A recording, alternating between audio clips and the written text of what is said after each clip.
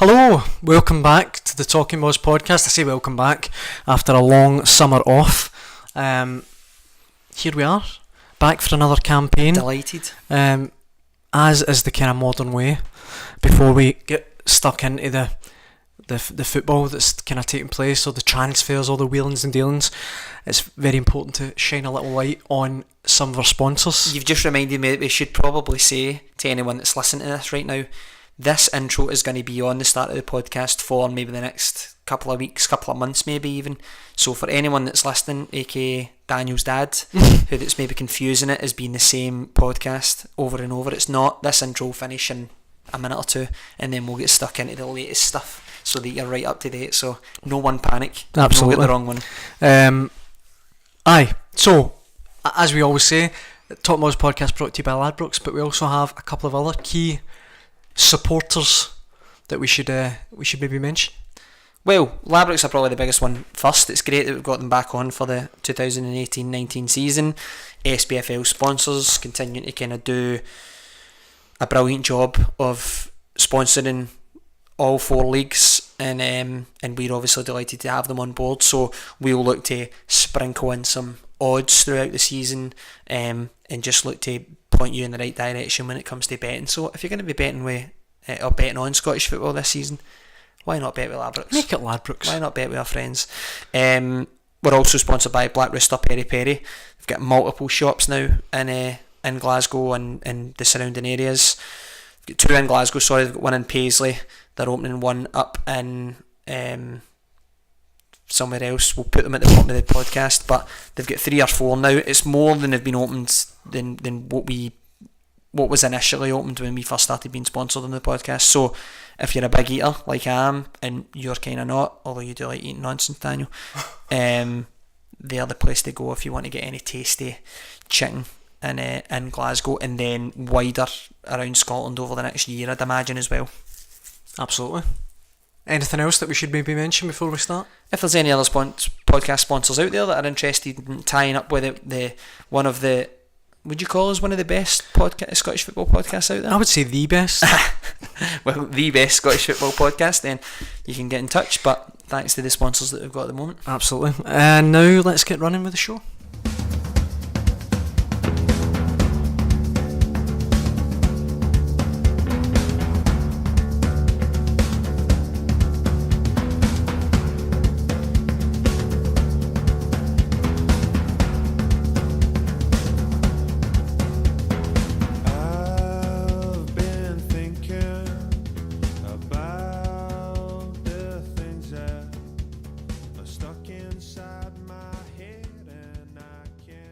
Welcome to the Talking Boys podcast, brought to you by Ladbrokes.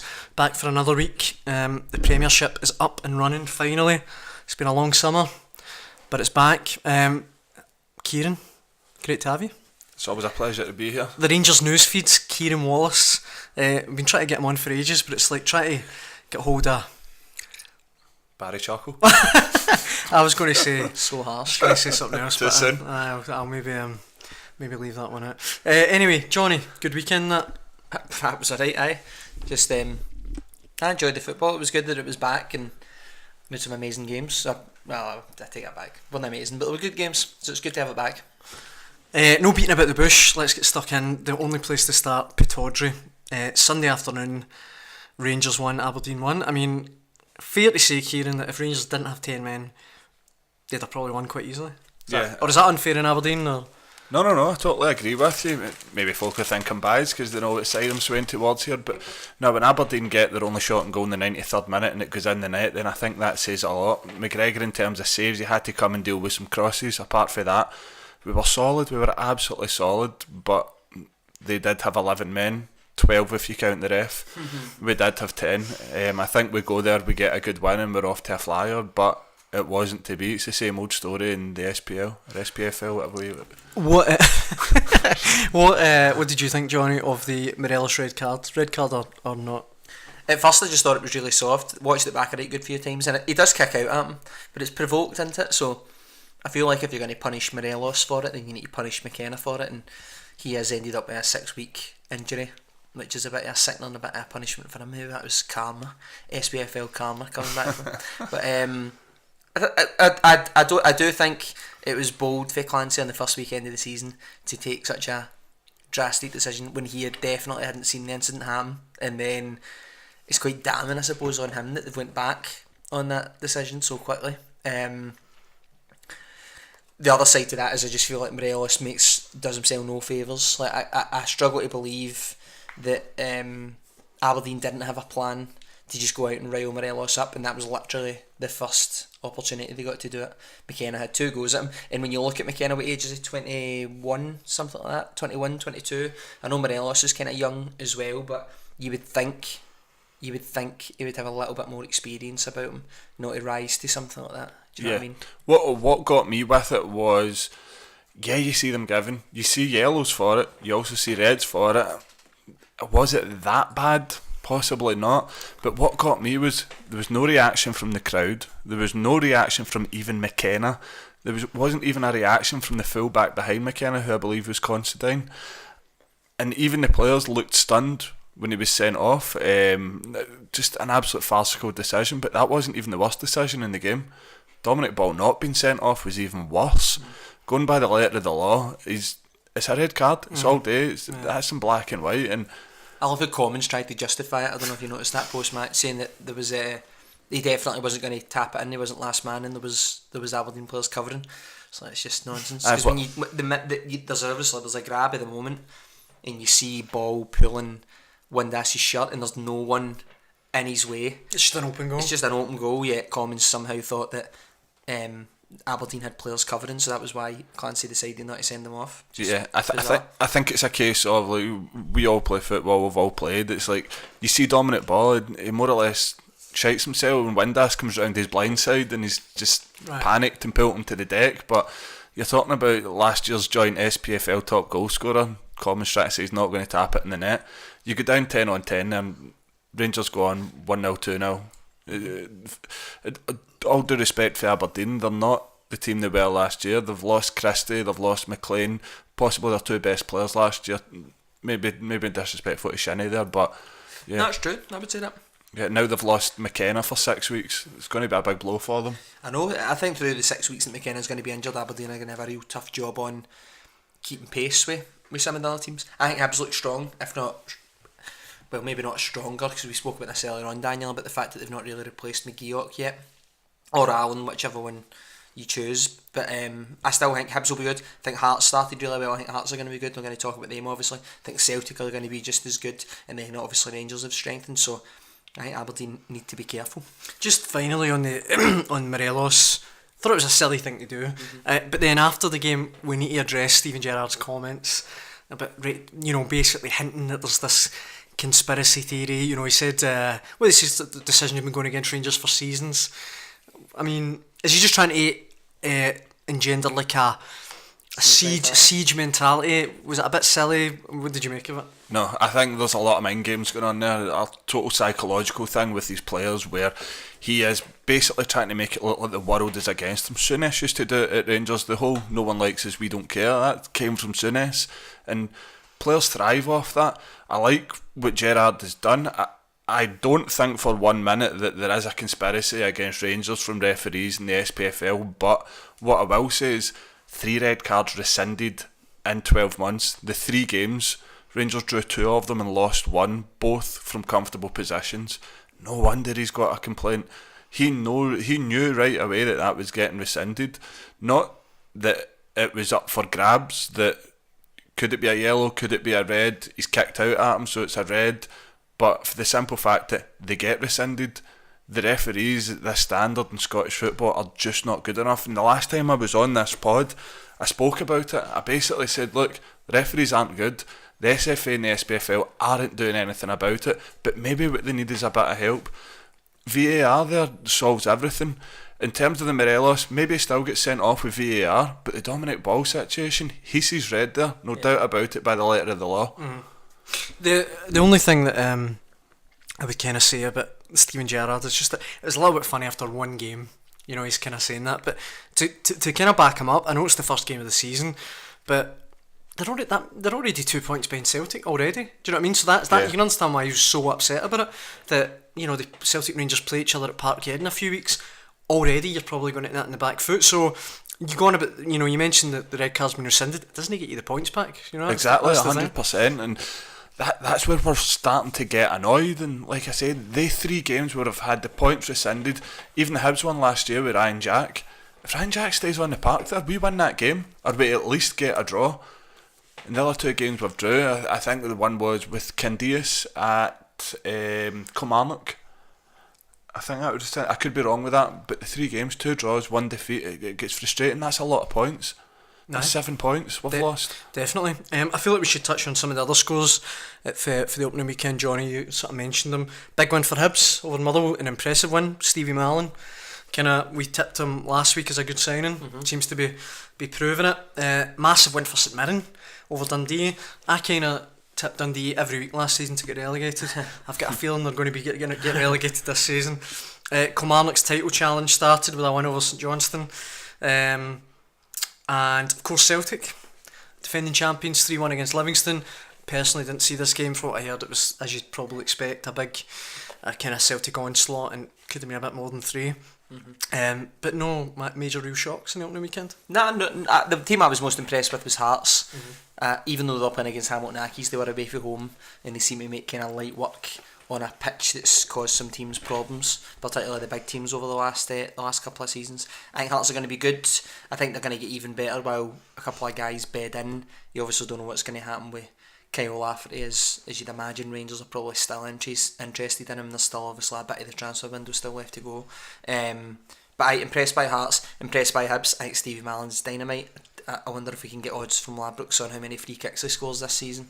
Getting another one at the weekend. Getting Emerson Hyndman in as well. I like Emerson Hyndman. I thought it was quite interesting yesterday when you heard from I saw the reaction from some Rangers fans online saying it was almost like a Rangers reject and Hibs taking their has-beens and stuff like that. But I could be totally wrong, and Kieran can obviously clarify this, but I kind of got the impression when Emerson Hyndman went back to Bournemouth the last time that the Rangers fans would have been quite keen to see him signed permanently. And I agree, and now it's kind of changed. It seems like that actually has changed a wee bit, obviously just because he's a Hibs player. Totally different to McGinn, so maybe Hibs need to go and get someone more similar to McGinn. If you would take Mallon as a replacement for, say, McGeoch, you take Hyndman as maybe a replacement for Scott Allen, they need to then go and get a guy that's going to go box to box like McGinn. They've got Marvin Batley. Don't really think Marvin Batley's that kind of player, but I think if Hibs could go and get someone, and it's easier said than done considering they've just sold McGinn to Aston Villa for $3 million supposed to be. It's going to be harder to replace him than I'm probably making it out, but I think Hibs are well placed there, and then obviously we saw Aberdeen and Rangers, and then that Celtic game was just a cruise. I think looking at the results of the weekend, I think we're going to have tough seasons for Dundee, Livingston and Hamilton. I think those are going to be the teams that will really struggle. Yeah, in terms of Hyndman, I think you're right there. As a replacement for McGinn, maybe I don't think so, no. McGinn was an excellent player at Hibs. He'd be hard to replace, it's one of the ones. But in terms of Hyndman, when he came to Rangers, started like a house on fire. He's a baller, good player with the ball at the feet. Don't think the physical side of the game suited him up here, but I think he'll do well at Hibs. Really like him, good attitude. And the Hibs fans, they'll always know when the kick-off is and whereabouts they're playing. Watch for his Instagram. The Ibrox, 3 o'clock. But wait, can I touch on something else? Aye? Did any see when Hibs announced it on their Twitter? Oh, in the Rangers kit. What the fuck? Rangers kit, I know. And I thought that was really odd as well. Like, of all the pictures there must be of him wearing a Rangers kit. Bournemouth do have like a sort of lime green kit, which would be a wee bit correspondent of Hibs, but they put him up in a Rangers kit. Some announcement, he's starting the back foot already and it's not even his fault. I like to laugh at it, but you would think the easier reason for it would just be that that's probably the only access to pictures of Hyndman that they get. Is worried about copyright and all that nonsense. You'd imagine, maybe, who knows. Do you know who just Hyndman's reminding me of him? Do you remember that boy that played for Rangers? Is it Zelalem? Zelalem, aye. I always thought he was really good. But where is he? I remember he was in Dutch second division at one point or something. So he went to Germany last year and done his cruciate. So he's actually back at Arsenal right now. That, I'll tell you something, Zelalem, wonderful first touch, wonderful passer of the ball. I have never seen anyone, a professional football player, that can't hit a shot like that in my life. Oh, he was powder puff. It was like a Wayne kicking a balloon at a party. Right, we're going to take a very quick break. When we come back, we'll talk a bit more about some of the transfer goings on, and we'll get Kieran's take on the Gerrard era. TheTBShop.com for the best mugs, phone cases, t-shirts and prints in Scottish football. TheTBShop.com.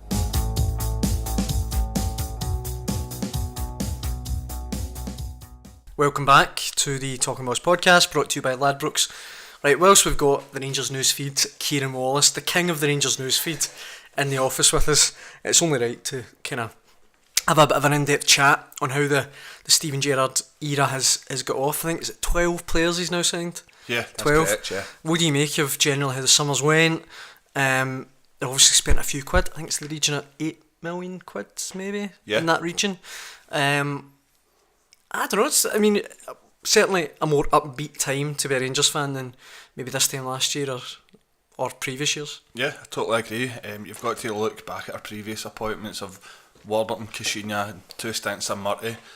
They just don't have that same aura as Steven Gerrard do. I know folk from within the club, and it kind of says when he walks into the room, people are listening, people are quite quiet, and he does have that aura about him. And I've seen folk making a good point. It's like when Rangers aren't playing well, they're not going into a dressing room where it's Graham Murty, where he does interviews and chews his fucking zip. It's like they're going in to talk to Steven Gerrard.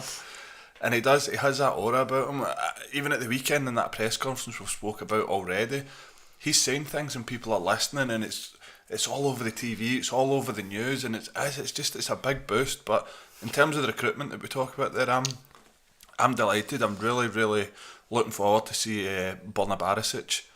I thought it was quite interesting yesterday when he says Gerrard actually said that Dejan Lovren had a hand in the deal. He spoke to Lovren and he said, yeah, this guy's the real deal. We've seen that over the 2 legs. I actually went back and watched the first leg of the Osijek game at Ibrox, and Barisic looks a player. I thought he stood out in both legs. I said that to Jonny, that when I watched it, I had no idea Rangers were looking at him, but I thought that he looks like a really good player. I didn't even think, to be honest, Rangers would be able to afford him. I thought maybe, because he's a Croatian international, he made the preliminary squad for the World Cup. I thought maybe, what are they getting for 2 million roughly? 1.5. Well, there you go, that's some deal.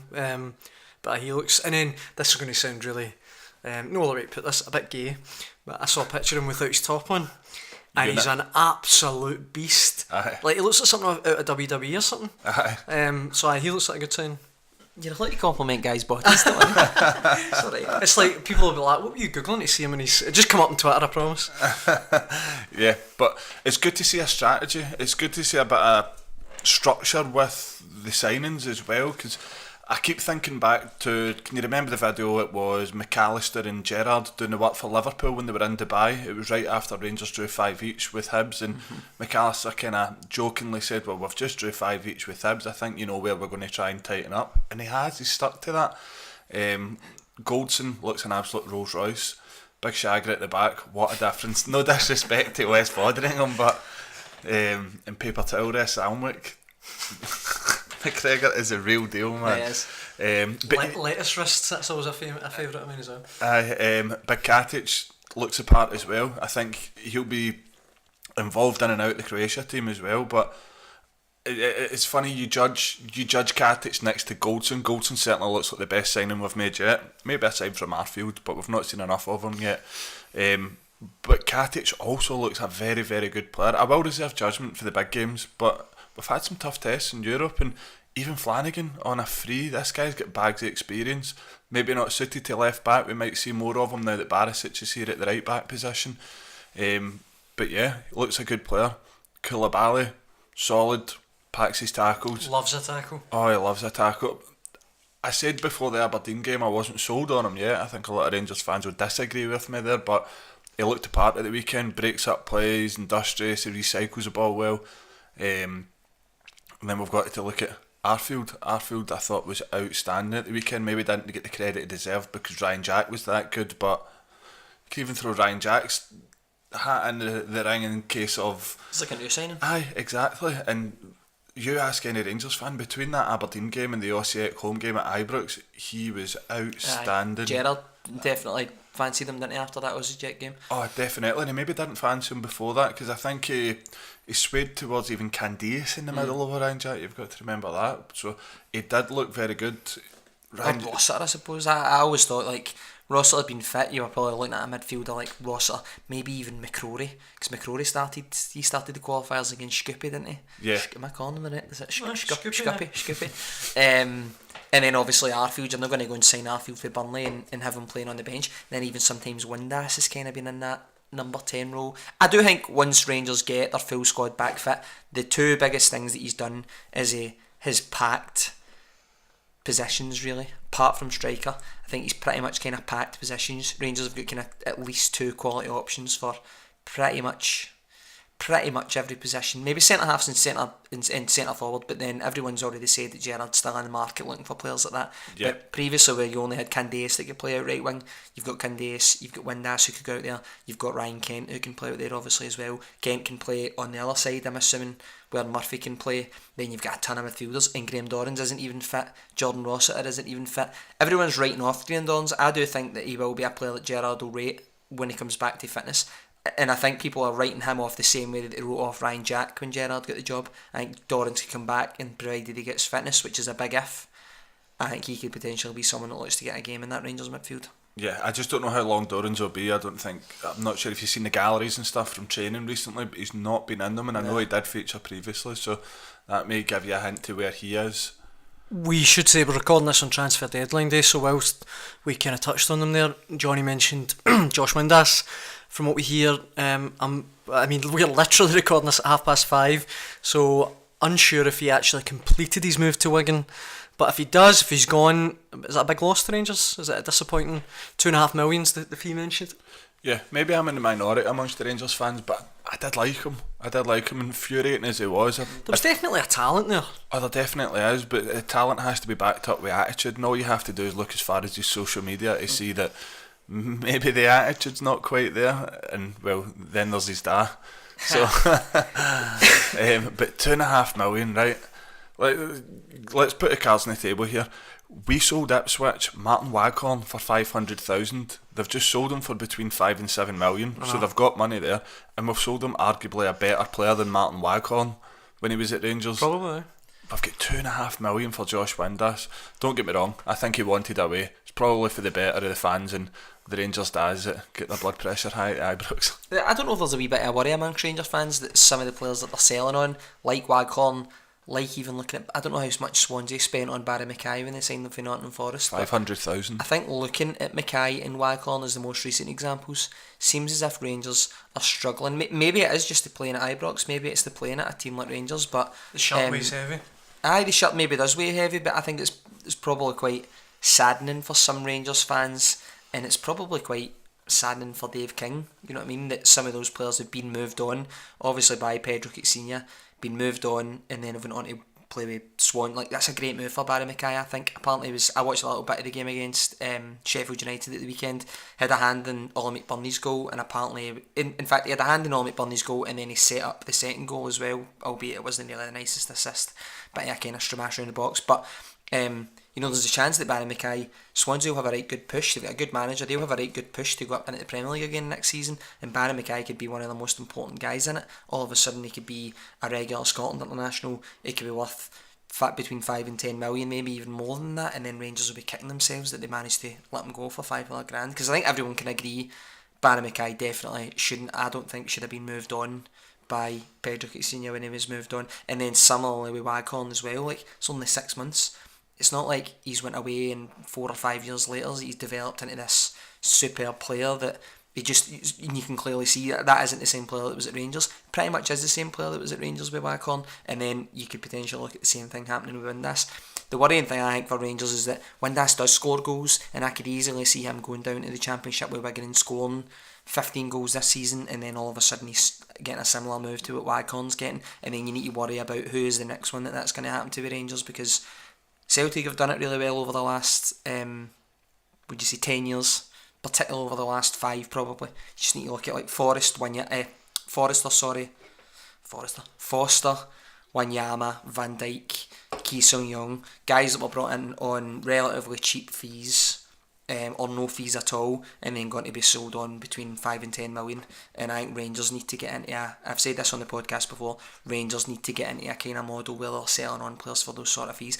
That said, 60 grand they signed Win this for. 60 grand, and now they're going to go and sell him for 2.5 million. Like, that's a healthy profit, and I think Kyran should take this moment to thank Mark Warburton for all he did in getting that done. I don't so much agree yet. You've got to look at the players that have went out the door already at Rangers. Am I right in saying that I think we're into double figures for the players that have left Rangers this summer, right? Money wise. And today is the first we've actually got a fee for one of the players. We've got 800,000 for Declan John. That's good business. We got him for free. If you look at it in the fact that he's a regular Wales international, maybe not. Maybe it's not good business. So would you not agree with what I said there? It sounds like you do agree with me. What I just said that there? we need to be selling players on. No, I don't think it's a need. I don't think you need to be sending players on. I think it's more you need to be making the money. I think you need to be making the money. Like, Barry McKay should never have left Rangers for £500,000. I think for me, that's a joke. I think there's been a golden handshake there, though, in terms of when Warburton left with David Weir, and it was all going to the LMA. And no, I don't think there's a golden handshake there. Can have been a golden handshake there? We'll give you one of our most talented young players who we brought through the youth ranks. We're going to go and sell them to you for £500,000. It could have went to a massive court case, and we could have lost more. Oh, no way, man. Surely. We're a wee bit pressed for time, so I'm gonna have to move you on here. We'll carry this to Twitter. I feel like we've obviously talked a fair bit about Rangers. We should mention Celtic. Big week for them. Obviously, aside from beating Livingston in the opening Premiership game, Wednesday night, AEK Athens, massive night for the club, potentially season defining. Really, really disappointing in the end. I thought it was disappointing. I think the Champions League games, it was the same last season at points, same as season before, or European games in general. When Celtic don't have Moussa Dembele available, they are a very, very, very different team. And I think it was shown when they went up against probably their best quality of opposition in this qualifying campaign last night. I think when Dembele's in the team, he makes guys like Forrest look so much better. I think he makes Edouard look so much better. I think he makes Rodgers look so much better. I can understand why Brendan Rodgers in pre-season, while he had Edouard and Dembele fit, was experimenting quite a bit with this 3-5-2 formation. I think basically all the pieces fit into that formation for Celtic, and it's just unfortunate that Dembele has these chronic problems. I'd always heard about him having back issues, and you just have to speculate obviously about what it is that's exactly wrong with him, but that's him now in his third full season as a Celtic player. And he's got another injury that's forced him to miss 2 games against Rosenborg, the one game against AEK Athens. He's missed the season kick-off. More than likely he'll miss the second leg. He's going to miss the game against Hearts at the weekend. You know, these are important games, and as we sit at 5:45, 45 minutes after the end of the English transfer window, and look at all of these players that are getting their big money moves, so players that you would think that haven't got anywhere near the ability that Dembele's got, yet Dembele's nowhere to be seen in any of the discussions. And I do feel like a big part of that is because no one's willing to go and spend 15-20 million on a player that's constantly injured. And I felt like that was the biggest issue that Celtic had last night. They just don't have. I just don't really feel like they had a number 9. I even think Edouard's a wee bit of a number 10, and he'll go a lot better with Dembele, or maybe with Griffiths once Griffiths is up to speed as well. But I'm sure you're going to go and talk a wee bit more about all the other different things that are affecting Celtic. But disappointing start, and you would have to say it's going to be a real tough one for them to go through. I mean, judging by just social media and a couple of Celtic fans that I've spoke to, obviously you're right to kind of shine a light on Dembele missing, but the defence seems to be more of an issue with a lot of fans. You go into a potentially season-defining Champions League qualifier with Jack Henry and Christopher Ayer at the back. Ayer had a pretty ropey game last night. Lustig and he were probably at fault for the goal. And obviously this week we all know about John McGinn getting his move to Aston Villa, and Brendan Rodgers, with a face like thunder before kick-off, was obviously raging about that. Is that no normal for him? As we sit here today, in his pre-match press conference before the Hearts game at the weekend, he was asked, do your ambitions in the club's board, do they align? And he said, I won't answer that, it's private. Is there any chance that Brendan Rodgers is seriously considering his future at Celtic, do you think? No, I don't think so. I'll be interested to see the video of his press conference today to see.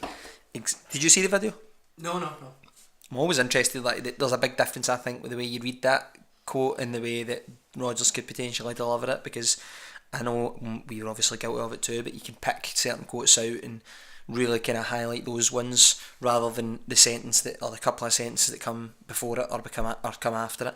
Clickbait, mate. I don't think. I don't think he's seriously considering it, but I do think that it's getting to the point where he's unhappy and he is frustrated, and I can understand why. Like, I think very valid points have been made by Celtic fans across social media over the last couple of days, basically, where Celtic are arguably in the strongest position. In fact, Rodgers said this himself, didn't he?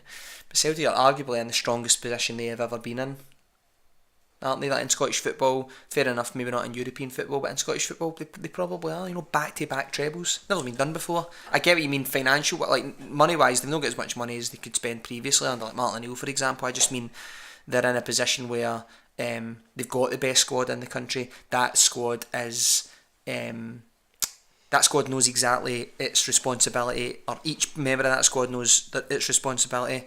And Brendan Rodgers' team at the club, they've already shown that they can win back-to-back trebles. It's not been disrupted massively this summer, do you know what I mean? So going into the Champions League campaigns, it's amazing that Celtic haven't done the same sort of kind of recruitment that Rangers have done. Rangers have identified, even though it's a lot of players, like, and I kind of do wonder, is it too many players at Rangers? But Steven Gerrard obviously came into the job and thought, this is where I need to strengthen Rangers.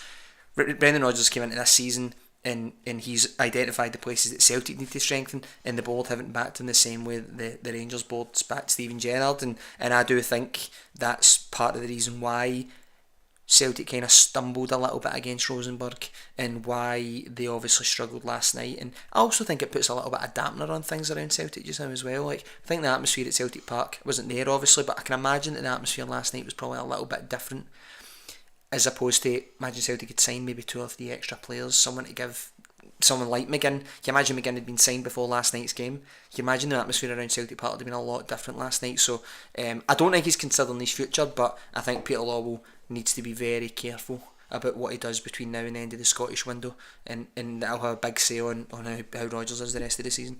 They're crying out for a centre half, I'd say, but if they get offered the rumoured 9 million or whatever it is for Boyata, you would carry him to London on your back, barefoot over broken glass. Is that pound sterling or Dembele dollars?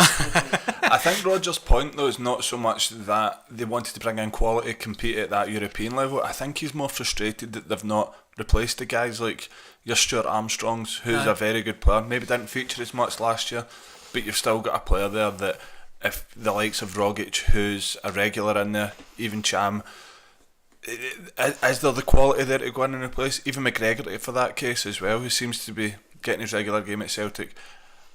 I don't know. He's not. They've not replaced Armstrong. I think that's where he's frustrated. A 2-year loan deal for a guy Man City have signed today. I know.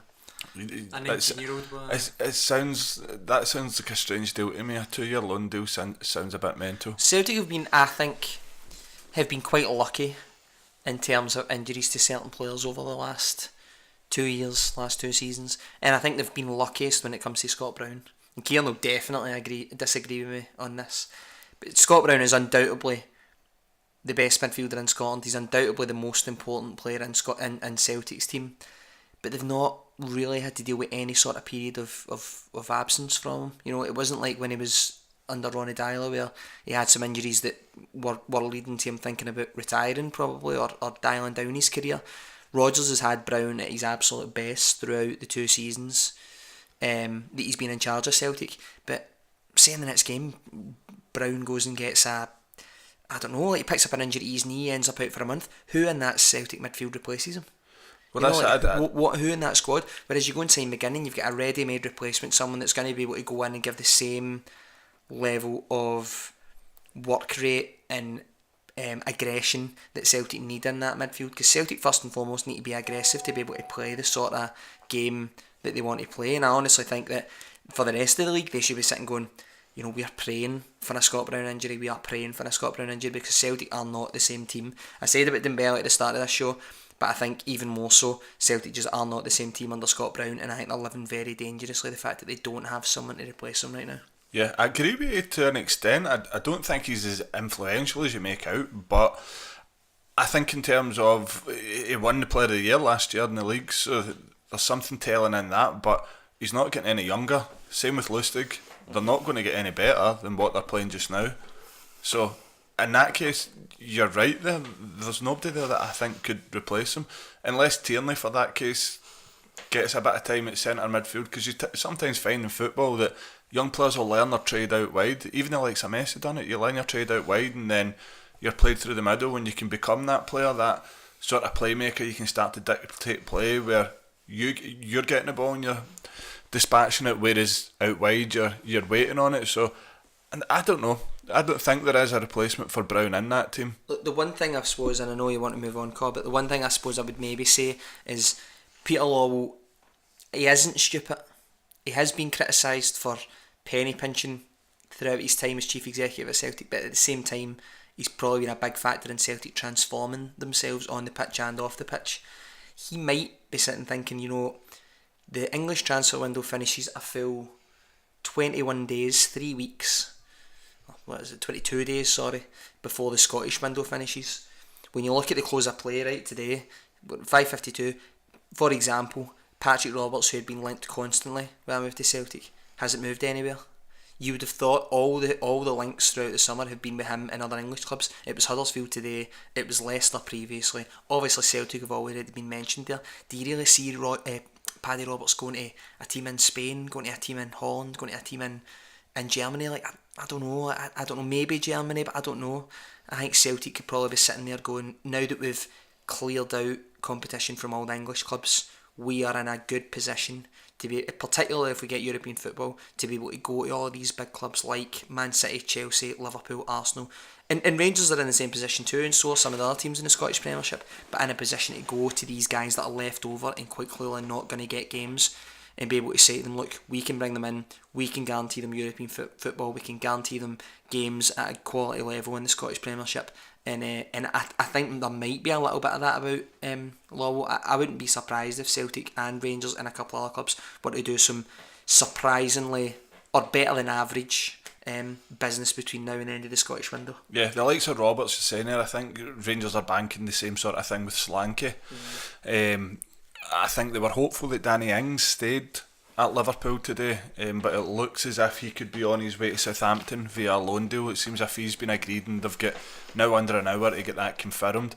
But in terms of Solanke, if Danny Ings is still there, he's at the bottom of the pile. I don't know, I've seen a lot of Liverpool fans saying he's been terrible in pre-season, so there might still be a chance there that Rangers do get him. But in the likes of Paddy Roberts, I think Celtic paid a hefty fee last year to get him on loan, and would they delve into paying such a fee again?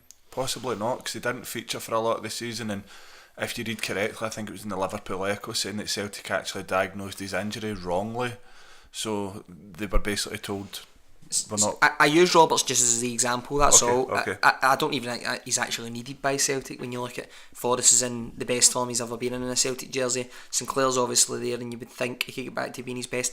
They went and signed Lewis Morgan, who I actually think Rodgers rates pretty highly and is similar type of player to Roberts. Then you've got Arzani who's expected to sign, who is another loan player for Man City, so I don't know whether maybe that will get in the way of Roberts' potential return to Celtic. But I just mean an example, like Jason Denier didn't go anywhere today. I know the Turkish transfer window hasn't closed yet, isn't it not? So that could still happen to Galatasaray, but I think Lawwell might be thinking along the same lines as a lot of the other chairmen and chief executives in Scottish football, and thinking, there's a good opportunity for us in these 22 days while the English clubs can't dip into the market, where we could go and potentially steal some players that they would normally be interested in. I seen a Lawwell out banner Parkhead last night. Is that justified? That was a statement Brendan Rodgers released just before kick-off. No, I mean, a massive 3 weeks to go, and I take on board your point, Jonny. Obviously, try to be a bit clever and try and You don't agree with it, no, I just think, well, okay, you can hang on and wait, but now it looks like they're on the verge of going out of the Champions League. That's the thing. It's a big risk, isn't it? And the only thing I would say, just going back to the Ike Athens game, is that the only hope I would take from it being a Celtic fan is that they didn't look particularly great, Athens. For the first half, I looked at it and thought Celtic could actually could tie this up tonight. They were 1-0 up, could have been more, and I kind of thought, this looks like it was going to... And then all of a sudden Athens scored, completely different game. Celtic had 72% possession, and I think they could go there and score, but it's just the defence is so ropey that... You know that Athens haven't got a win in the last 11 European games? Really? They've drawn 9 and lost 2. Do you think Celtic have lost a bit of that fortress mentality, that fortress aspect that they once had with Celtic Park? In Europe, definitely, aye. In Europe, it was almost a given. And then, It was a given. and then, funnily enough, I know it's obviously totally different, but in the group stages, Rodgers had 6 games at home and hasn't won any, which is pretty mental, really, when you think about it. Anyway, we're taking up far too much time. Big, massive 3 weeks to go. We're going to move on to some of the questions. We put this out on social media, and we're going to finish on that for the last few minutes. Alright, so I'm going to bring you some of the questions. Kyran, a few ones in here for you. We asked people on Instagram earlier on and we got a good response. First one, JohnJoe_88, and I'll get Daniel to answer a wee bit of this as well, but Kyran first. JohnJoe_88, do you really think Rangers are a class above Aberdeen, as Gerrard said? Yes, 100%. Why? Why? For the simple fact that they celebrate getting second every year. McInnes is an absolute loser. Second is loser, like he knows him. Second is the biggest failure for any Rangers fan. Second downwards, whereas Aberdeen will go out and get like open top buses and stuff to celebrate it. It's like Arsenal doing the parade in the park when they finish 4th. I think Rangers are a better team than Aberdeen at the minute, but I don't think you can really say that after one game, just because Aberdeen have finished above them 4 years running. So I think Rangers need to prove it a bit more. I look at them and they've got the better team, but I think they need to. Yeah, but you've hit the nail on the head there. You see that as success of Aberdeen finishing second 4 years in a row. That would be the ultimate failure at Rangers.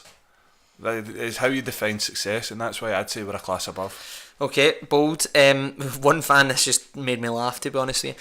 Domo_Dugan 1967, so that probably tells you where the question's going to go. He just wrote, why if Celtic fans slag Rangers, they automatically hit out with obsessed? Obsessed? Have you been on Twitter? Have you ever been guilty of calling anyone obsessed? Aye, all the time. Have you You've got guys like Phil fucking 3 names that writes blogs with his big fat donate button, trying to get donations for. He's wrote a fucking book on Rangers. Right, he's angry there now, right? Well, another question. Finlay McDermott. Who do you support?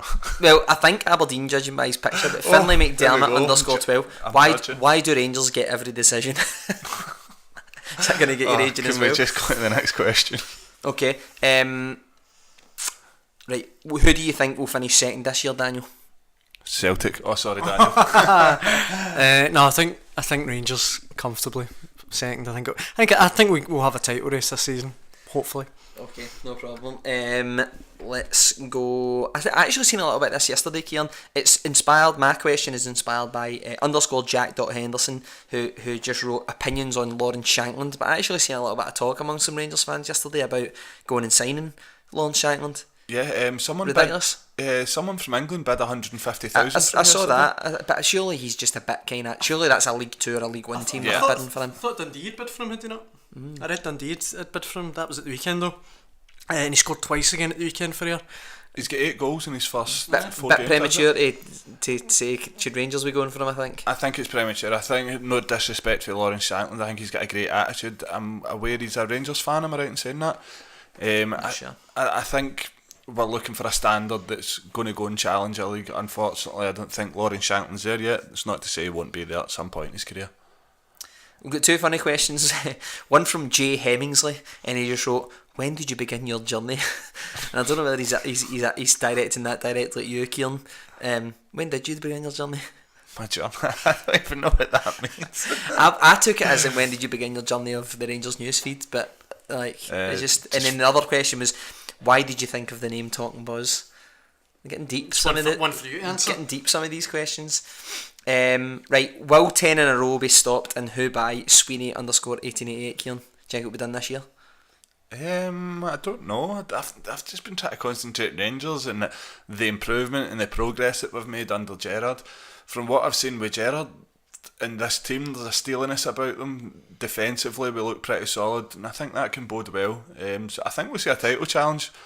I don't know, I don't want to get too ahead of myself, but it's exciting times at Rangers. I think we've got a question from someone that you know. Neelyboy29 has wrote in, do you think Rangers can go all the way in the Europa League in Valdark? Is that a personal joke? A wee bit of a personal joke. Nah, I'm not going to get too ahead of myself, but I've booked flights for Baku. So.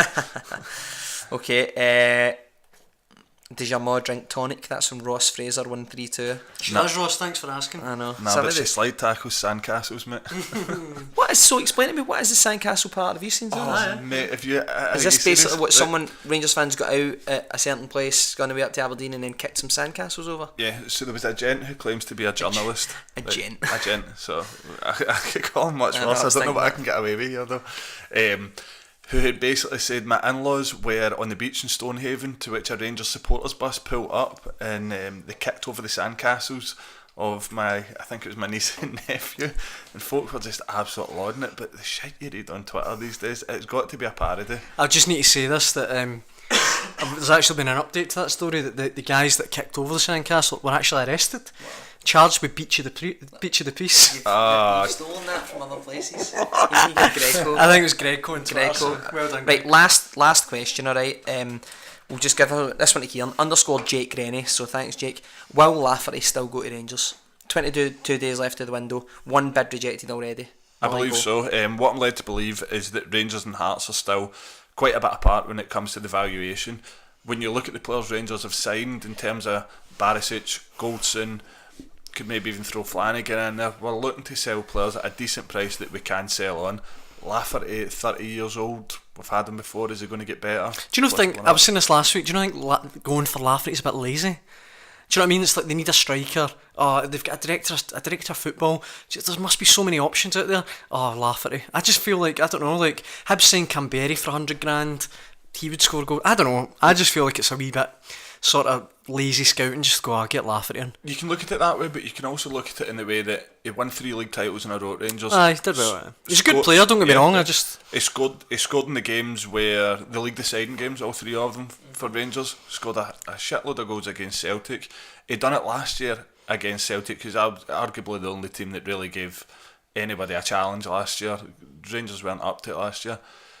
30 years old, tons and tons of caps for Northern Ireland. It makes sense, but at the right price. We won't go and pay any more than $500,000 for him. I think we'll get him between the 400 and 500,000 mark, but it would be a good signing. Just to finish on that, going back to the obsessed question, one of my favourite ever tweets is a Celtic fan tweeting BBC Sport, and it's saying about the crests that are along the top of the BBC Sport website, and it's obviously all the Premiership clubs, and he says, how come the Rangers crest is the only one that's coloured in, all the rest are black and white? And someone from BBC Sport replied saying, the one that's coloured in is the one you visit the most. So he's obviously visiting the Rangers page the most, which I thought was quite funny.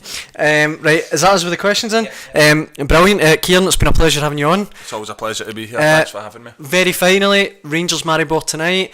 Maribor have played 4 Scottish teams over 9 years and have won every single tie. Do you think they'll get by them? No, not at all. Right, of course we'll get fucking by them. Fingers crossed. Well, as I say, thanks for joining us. Rangers news feed, is it .co.uk?